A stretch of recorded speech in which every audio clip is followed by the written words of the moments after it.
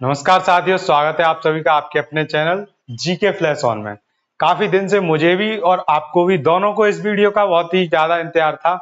ये वीडियो उन सब के लिए है जिन्होंने बीएड की है, जिन्होंने बीटीसी की है, जिन्होंने जेवीटी की है जिसको पंजाब में और हरियाणा में जेवीटी बोलते हैं, जिन्होंने डीएलएड की है जो कि बीटीसी का नाम बदलकर डीएलएड कर दिया है। उन सब के लिए ये वीडियो मोस्ट इम्पोर्टेंट रहने वाली है और इस वीडियो से ज्यादा इम्पोर्टेंट उनके लिए कुछ नहीं है। ऐसा क्या है इस वीडियो में, बहुत ही जल्दी मैं आपको बताता हूं। तो देखिए, ये है चंडीगढ़ जेवीटी पीआरटी की पोस्ट हम बात करेंगे। इसी पोस्ट को हर जगह, जैसे कि यूपी में, राजस्थान में, हर जगह इसको क्या बोलते हैं हम, एस्टेट। इसी पोस्ट को एस्टेट बोलते हैं। काफी बच्चे काफी वर्षों से इस पोस्ट का इंतजार कर रहे थे कि कब इस टीचर की वैकेंसी आएगी पीआरटी की। जिन्होंने केवीएस का एग्जाम दे दिया है और उसका अच्छा नहीं हुआ है, उनके लिए भी ये पोस्ट एक तरह से गोल्डन अपॉर्चुनिटी है उनके लिए। और जिनने DSSC का एग्जाम दिया था उसमें 60-70 पोस्ट आती है, मात्र गिनी चुनी। उसमें भी वो जनरल में जाते हैं क्योंकि वो अदर स्टेट से अगर भरते हैं ओबीसी और एससी वाले, उनके लिए भी ये गोल्डन अपॉर्चुनिटी है। क्यों होती है ये गोल्डन अपॉर्चुनिटी? क्योंकि इसमें है 293 पोस्ट। इतनी पोस्ट आज तक ना तो चंडीगढ़ जेवीटी में आई है और ना ही DSSC में अभी तक आई है पिछले 5-6 सालों में। तो ये 293 पोस्ट पर इतने खुश होने वाली बात क्या है, ऐसा क्या है इसमें? तो दो चीजें तो मैं आपको बता चुका हूं कि ये एस्टेट है जो हमारा सुपर टेट होता है, और एक क्या चीज होता है मैंने बीएड और बीटीसी, ये दोनों के लिए है। तो बीएड वाले भी कुछ अभी डाउट में है तो वो उन्हें डाउट में रहने दो। जितना मुझे समझाना था मैंने सब बीएड वालों को बता दिया है। अगर किसी में 1% भी उसकी पढ़ाई को लेकर वो सीरियस होगा तो वो इस एग्जाम को जरूर देने जाएगा, जरूर इसका वो एग्जाम के लिए फॉर्म भरेगा। और फॉर्म की इसकी लास्ट डेट बढ़ा दी गई है। पहले अभी तक 31 अगस्त थी, अब इसकी लास्ट डेट बढ़ाकर कर दी गई है। हमारी कितनी कर दी गई है? 27 सितंबर इसकी फीस जमा करने की है और 25 सितंबर इसकी रजिस्ट्रेशन करने की है। तो ये इसकी लास्ट डेट बढ़ा दी गई है। सबसे पहले तो मैं इसकी पोस्ट पर ही बात करूंगा, उसके बाद ही आपको ये सब समझने में आएगा। क्योंकि आपको लगेगा कि ये कम है, तो पहले मैं ये बता दूं कि DSSC में हमेशा 70-80 पोस्ट आती हैं, जिसको हर बच्चा उसको देना चाहता है उस एग्जाम को, उसके लिए मेहनत करता है। और इसके अलावा जिन्होंने केवीएस का दिया है वो भी जानते हैं कि उसमें इंटरव्यू होता है, जबकि इसमें इंटरव्यू है ही नहीं। सिर्फ आपको एक रिटन एग्जाम देना है, उसको पास करना है और उसके बाद अपनी सीधे जॉब करनी है। और वो भी ये कहाँ की जॉब है? ये ना किसी स्टेट की जॉब है ना कहीं की, ये है सेंट्रल गवर्नमेंट की जॉब। तो सेंट्रल गवर्नमेंट सरकार में, यानी कि हमारी गवर्नमेंट ऑफ इंडिया के अंडर जाकर आपको ये करनी पड़ेगी जॉब। तो ये सबके लिए एक बहुत ही बड़ी बात होती है जो गवर्नमेंट ऑफ इंडिया के अंडर में जॉब करे, क्योंकि काफी ज्यादातर जितनी भी वैकेंसी निकलती हैं वो सब स्टेट में निकलती हैं। तो गवर्नमेंट ऑफ इंडिया में आपको मौका मिल रहा है। अब मैं आपको बता दूं कि इसकी जो लास्ट डेट हो गई है 25 सितंबर। इसमें वो बच्चे भी आएंगे जिन्होंने अभी सीटेट 20 अगस्त को दिया है पेपर, सीटेट जुलाई 2023 वाला। तो वो कैसे आएंगे? क्योंकि 25 सितंबर तक उनका रिजल्ट आने की 99% चांस है। और इसमें आपका रिजल्ट आ जाएगा, जैसा कि मैंने पिछली वीडियोस में भी बताया है। चंडीगढ़ जेवीटी की एक पूरी प्लेलिस्ट है, जिसने नहीं देखी हो वो देख ले। तो उनमें भी मैंने काफी कुछ डिटेल दी है आपको। तो उसमें मैंने साफ साफ बताया कि उसमें सीटेट पास वाले बच्चों को ही लिया जाएगा, जिनके उसमें रिजल्ट के मार्क्स डाले जाएंगे, कितने में से कितने मार्क्स उनके आ रहे हैं। तो ये सब चीजें तो वो जब ही लिख पाएंगे जब उनका रिजल्ट आ जाएगा। तो इसलिए इसमें जिन्होंने सीटेट जुलाई 2023 वाला भी दिया है और उनका रिजल्ट आ जाता है 25 तारीख तक, तो वो भी इसमें अप्लाई करने के लिए एलिजिबल होंगे। अब हम बात करते हैं डायरेक्ट, बिना टाइम वेस्ट करे। अभी तक हमने जो बात की है वो काफी इंपॉर्टेंट बात थी। अब इसके बारे में थोड़ी हम डिटेल जानेंगे। सबसे पहली डिटेल क्या है? क्वालिफिकेशन। जैसा कि मैंने बताया, बीएड, बीटीसी, जेवीटी या डीएलएड, कोई भी कोर्स आपने किया हो जो कि 2 साल का हो, कम से कम 2 साल का कोर्स हो, आपने वो कोर्स किया हो। नेक्स्ट क्या है इसका पॉइंट? सीटेट पेपर फर्स्ट आपका पास होना चाहिए। अगर ओबीसी और एससी वाले हैं या एसटी वाले हैं, इनको चाहिए 82 मार्क्स। और 82 मार्क्स इनको क्यों चाहिए? क्योंकि ये सेंट्रल गवर्नमेंट की जॉब है, वहां पर उनका कास्ट सर्टिफिकेट लगेगा और वो कैटेगरी वाइज लिए जाएंगे।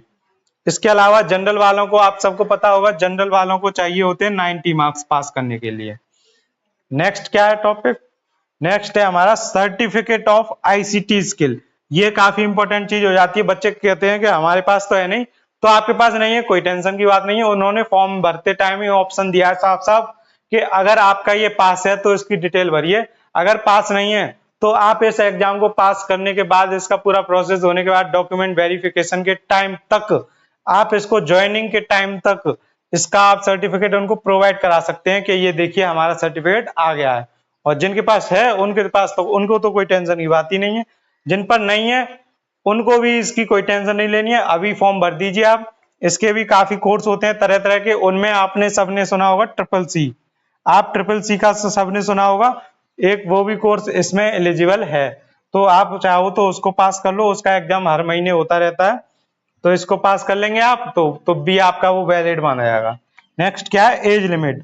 इसमें एज काफी अच्छी दी गई है, जैसे कि DSSC में 30 साल कर दी गई है, लेकिन यहाँ पर पूरी है 21 साल से लेकर 37 साल तक, 21 to 37 ईयर्स। और ये कब तक हो जानी चाहिए आपकी, 1 जनवरी 2023 तक।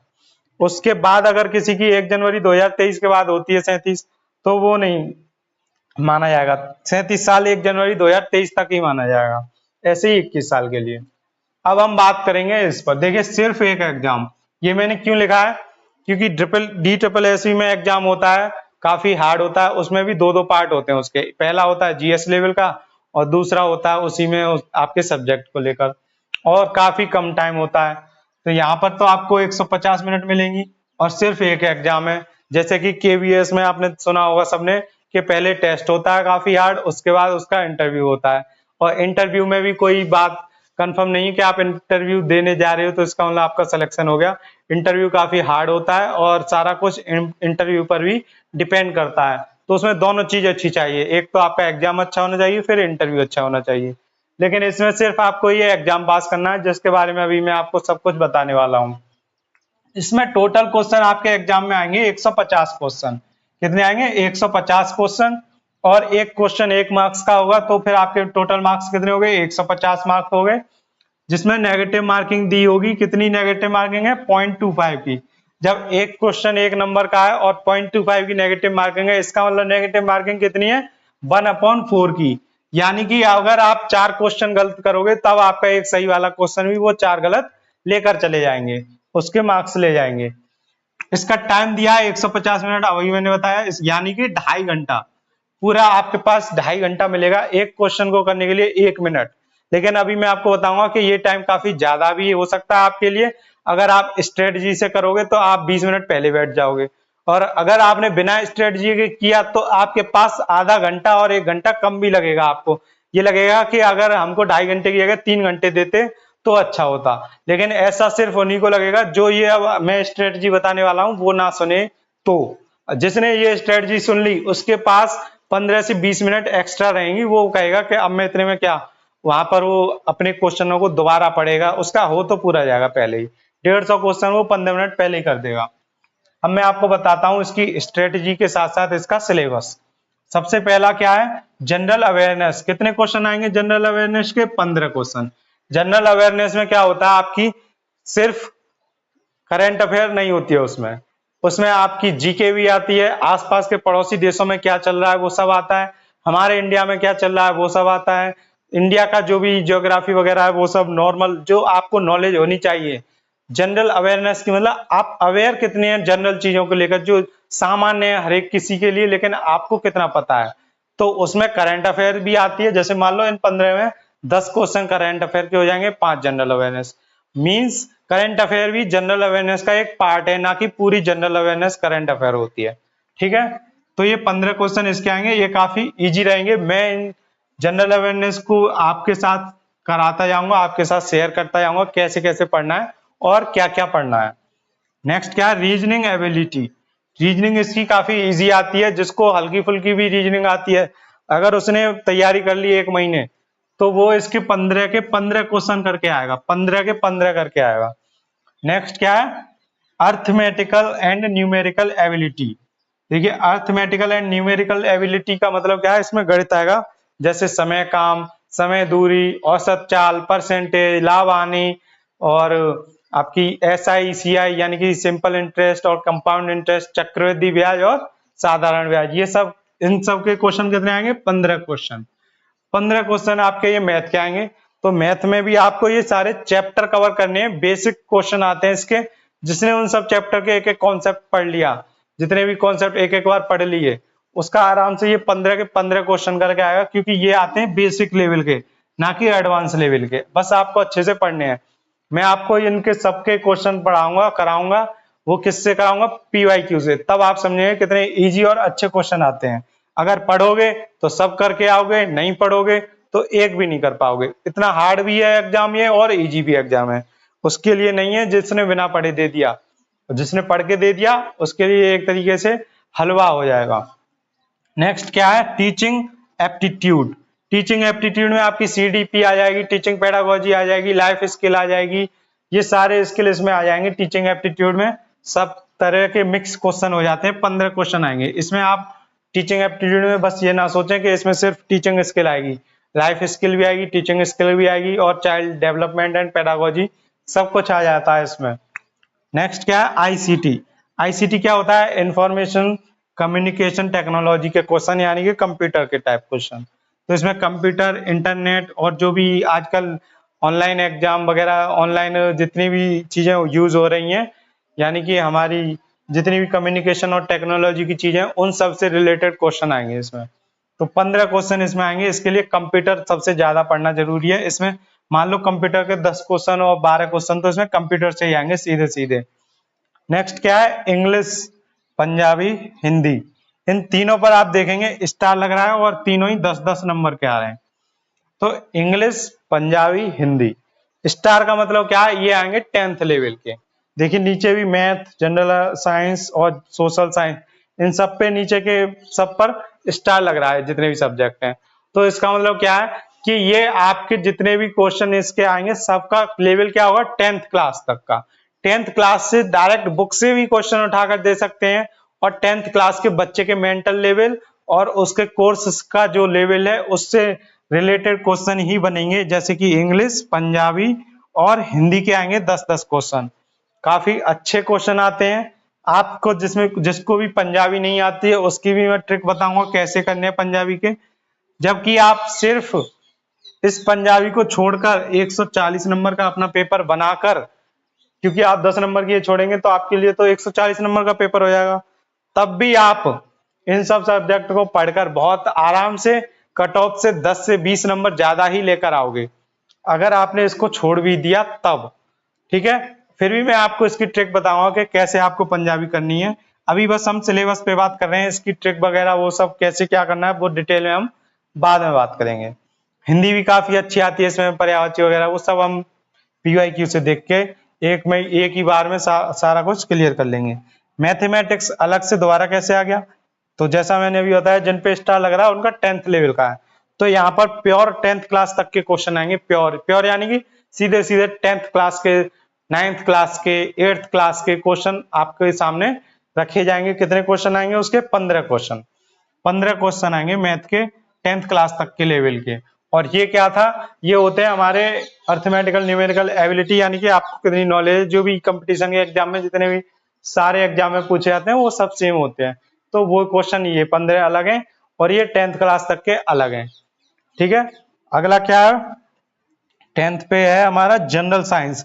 जनरल साइंस पर भी स्टार लग रहा है। इसका मतलब क्या है कि ये जो साइंस आएगी ये भी 10th क्लास तक की आएगी। तो 10th क्लास तक की साइंस के कितने क्वेश्चन आएंगे? 15 क्वेश्चन। इसके लिए आपको NCERT की किताबें खत्म करनी है, 6 से लेकर 10 तक की, ऐसे ही मैथ की, ऐसे ही जनरल साइंस की, और ऐसे ही सोशल साइंस की। जबकि हिंदी और इंग्लिश तो नॉर्मल हो जाएगी ऐसे ही। तो सोशल साइंस भी 15 क्वेश्चन आएंगे। सोशल साइंस के कब तक के आएंगे? 10th क्लास तक के। स्टार लग रहा है इस पर भी और इस पर भी। तो ये जिन जिन पर स्टार लग रहा है वो सब 10th तक के हैं। और मैं आपको एक और चीज बता दूं, पूरा पेपर 150 नंबर का है, फिर भी इसके पासिंग मार्क्स रखे गए हैं, जो कि कितने हैं? 40%। यानी कि 40% कितना हो गया इसका 150 का? 60 मार्क्स आपको लाने ही लाने हैं मिनिमम पास करने के लिए। अब मान लो किसी के 65 आ गए, तो उसने ये एग्जाम तो पास किया है। जब वो एक लिस्ट देंगे पूरी, जब रिजल्ट आएगा तो पहले वो पास होने वाले बच्चों की लिस्ट देते हैं, उसके बाद वो देते हैं कट ऑफ। कट ऑफ कितनी गई है? जैसे आपके मान लो 61 है, तो यानी कि पास की लिस्ट में तो आप हो, लेकिन कट ऑफ उन्होंने दे दी कि 75 गई है इसकी कट ऑफ। क्योंकि ये आपको लग रहा होगा 75 काफी कम है, जिस दिन आप रिजल्ट देखोगे और मेरी एक एक बात को आप याद करोगे, तब आप समझ जाओगे कि मैंने क्या बताया। जैसा कि मैंने बताया, अनुभव मेरा और सिलेक्शन आपका। धीरे धीरे आप सबको पता पड़ जाएगा इस एग्जाम को लेकर मेरा क्या अनुभव रहा है, क्या गलत, क्या ऐसा करना चाहिए जिससे आप इस पूरे एग्जाम को चुटकियों में सॉल्व कर देंगे। तो अब मैं आपको इसकी स्ट्रेटजी और बता दूं थोड़ा, कि इसकी स्ट्रेटजी ये है कि इसको आपको ये नहीं सोचना है कि मुझे ये एग्जाम जब फॉर्म भर जाएंगे तब तैयारी करनी है। आज से ही 6 से लेकर 10 तक की किताबें, एक तो मैथ की, एक साइंस की और एक सोशल साइंस की, जिस भी बोर्ड की लेनी है उस बोर्ड की ले लो। लेकिन सबसे अच्छा बोर्ड सबको पता है एनसीईआरटी। तो अगर आप एनसीईआरटी की ये तीनों बोर्ड की किताबें लोगे तभी आपका बहुत ही अच्छे से हो पाएगा पेपर। फिर भी मैं कहता हूँ कि उन्होंने बस 10th लेवल बोला है, तो जरूरी नहीं एनसीईआरटी, ऑल ओवर इंडिया का ये एग्जाम है, यानी कि सेंट्रल गवर्नमेंट का एग्जाम है। तो आप किसी भी बोर्ड की लेंगे उसमें से भी आपका पूरा पूरा फंसेगा। फिर भी एनसीईआरटी की आप लेंगे वो सबसे बेस्ट होगा। और क्या स्ट्रेटजी बताई थी मैंने इसके एग्जाम की, कि ये आपको करना कैसे है। तो देखिए, आप जनरल अवेयरनेस आपके 15 क्वेश्चन है, मात्र 5 मिनट में आप कर देंगे जो आ रहे होंगे वो। ठीक है, 5 मिनट में ये कर देंगे आप मात्र।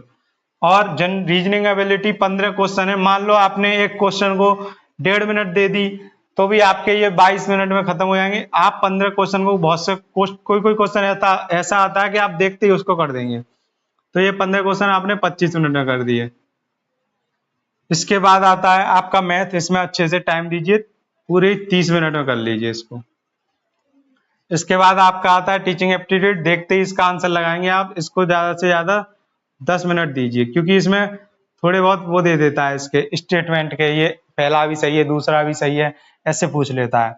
आईसीटी, देखते ही इसके आप आंसर देंगे, इसको भी 5 मिनट देंगे हम, 5 मिनट में आप कर देंगे। ये जो सॉल्यूशन वाले हैं उनमें ही टाइम लगता है, इंग्लिश, हिंदी, पंजाबी, इन सब में टोटल 20 मिनट लगेंगी, तीनों करेंगे अगर आप तो। फिर इसके बाद आता है मैथमेटिक्स, इसको भी अच्छे से टाइम देकर सॉल्व करना है, तो ये भी 30 मिनट। ये 30 मिनट इसलिए क्योंकि ये आएगा सॉल्यूशन वाला, ढंग से आपको सॉल्यूशन करना है, कहीं की जल्दी नहीं करनी है। इसको करते टाइम अच्छे से माइंड कूल रख के करना है, और बाकी सबको पढ़े, अच्छे से समझे और आंसर दिया।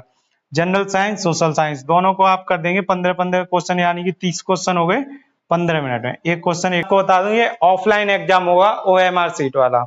अभी वैसे इन्होंने कुछ क्लियर नहीं किया है, वैसे हमेशा ये ऑफलाइन होता है। तो आपकी कितने टाइम हो गया, 25, 30, 60 मिनट हो गई, 70, 75 और 20, 95 और 30, 125 और 5, 125 और 15 कितनी हो गई, 140, 140 मिनट हो गई। और जबकि आपको करना कितना है, कितने मिनट में, ये 150 मिनट में, 10 मिनट आपकी बच गई। और कितना एक्स्ट्रा टाइम लिया हमने, आपने वो भी देखा है, जैसे कि ये मैथ में दिया 30 मिनट, ये 30 मिनट।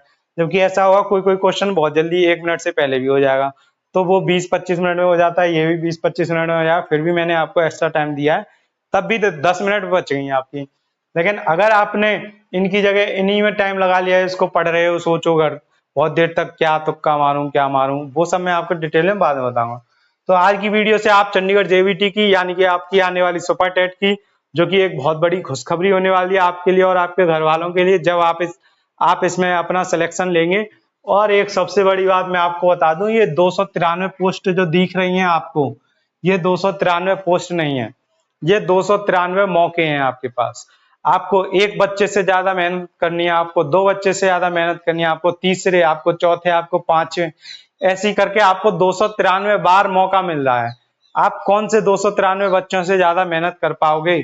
तो आपको ऐसे 293 बच्चों में से किसी एक बच्चे से ज्यादा मेहनत करनी है। और ये पूरी जॉब जो चंडीगढ़ जेवीटी पीआरटी की है, ये जॉब आपकी होगी। इसकी सैलरी, इसकी सिटी, वहां का रहना, वहां का जो भी वहां का एनवायरमेंट है, इतना बेहतरीन एनवायरमेंट है। पूरे इंडिया की नंबर 1 जो यूनियन टेरिटरी स्टेट्स हैं, उनमें नंबर 1 सिटी कौन सी, हमारे देश की चंडीगढ़। तो आपको वहां पर रहने का मौका मिलेगा, वहां पर पढ़ाने का मौका मिलेगा, और एक तरीके से आपकी लाइफ, टीचिंग लाइफ स्पेशली, इससे अच्छी कहीं पर और नहीं हो सकती। तो इसी के साथ मैं आपको बोलूंगा कि आप इन 293 मौकों को मत जाने दीजिए। आपको 1-2 नई पोस्ट लेनी है, कोई कहता है कि एक ही सीट पर, हमें तो एक ही सीट चाहिए। अरे भाई, एक ही सीट तो चाहिए, लेकिन मिले कैसे? तो वो मिले ऐसे कि 293 आपको मौके मिल रहे हैं, 293 बच्चों में से किसी एक बच्चे से आपको ज्यादा मेहनत करनी है। तो उन 293 में से किसी एक बच्चे से आपको ज्यादा मेहनत करके इस जॉब को लेना है। तो धन्यवाद दोस्तों, मिलते हैं जल्दी आपसे नेक्स्ट वीडियो में। चंडीगढ़ जेवीटी की बात करूंगा और मैंने अपनी, आप देखना चैनल में जाकर प्लेलिस्ट में करंट अफेयर की वीडियो डाली है, आप उन सब वीडियोस को एक बार जरूर देखें, करंट अफेयर की, स्पेशली करंट अफेयर की, क्योंकि इसमें करंट अफेयर इतनी इंपॉर्टेंट आती है और ऐसी करंट अफेयर आती है जो कि आप अगर पढ़ेंगे तो बहुत आराम से कर देंगे। तो मैंने सिर्फ इसी को सोचते हुए वो करंट अफेयर डाली है, जबकि वो हर एग्जाम में काम में आएगी, लेकिन इसके लिए सबसे ज्यादा इंपॉर्टेंट है वो। तो थैंक यू दोस्तों, मिलते हैं आपसे जल्दी नेक्स्ट वीडियो में।